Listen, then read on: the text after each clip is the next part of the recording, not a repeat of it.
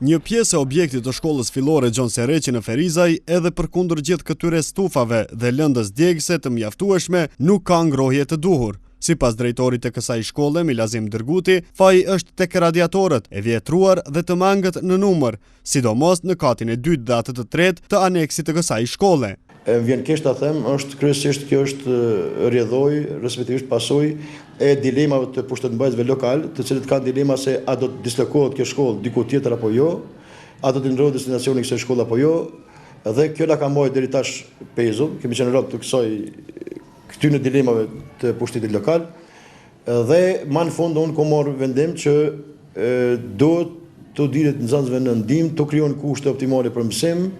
Dhe tani kum kontaktuar operatorin ekonomik, ka qenë në shkollë, e ka bën qizimin e radiatorëve dhe nesër është ditë pushimi, do të thotë nesër, eventualisht në vikendin e kësaj jave. Në këtë fundjavë do të ndrohen radiatorët që nuk funksionojnë, si dhe do të shtohet nga një radiator në të gjitha dhomat e mësimit ku ka mundësi të shtohet. Nëse drejtoria e arsimit nuk merr përgjegjësinë për sigurimin e mjeteve për ndërrimin dhe shtimin e numrit të radiatorëve, drejtori Dërguti thotë se do t'i paguajë me fondin e shkollës. Jo, mundet shkolla vetë, sepse nxënësit janë të shkollës, nxënësit janë të prindërve, nxënësit janë të kombit, dhe nuk ka drejtori të arsimit që pengon, në fakt ne nuk kemi dashur ta injorojmë drejtorinë e arsimit, por ne jemi të vetëdijshëm dhe jemi të sigurt se drejtoria e arsimit nuk na pengon, sepse nuk na ka penguar asnjëherë neve në këtë drejtim. Dhe ne ndoshta jo keni fjalën se mos keni hyrë një rrugë të bëni shpenzime të panevojshme. Jo, s'është të gabueshme ligjore se ne fëmijët janë tanë. Fëmijët kërkojnë kushte për punë, për mësim, po ashtu stafi i shkollës.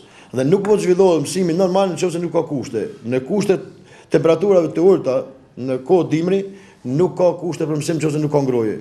Dhe nuk do të kërkojnë nga nxënësit asnjë cent për të mbuluar nevojat e shkollës, nga se qytetari me rastin e pagesës, kryes kontributit të tij, stati pagues dhe si taksa pagues i kryen detyrimet ndaj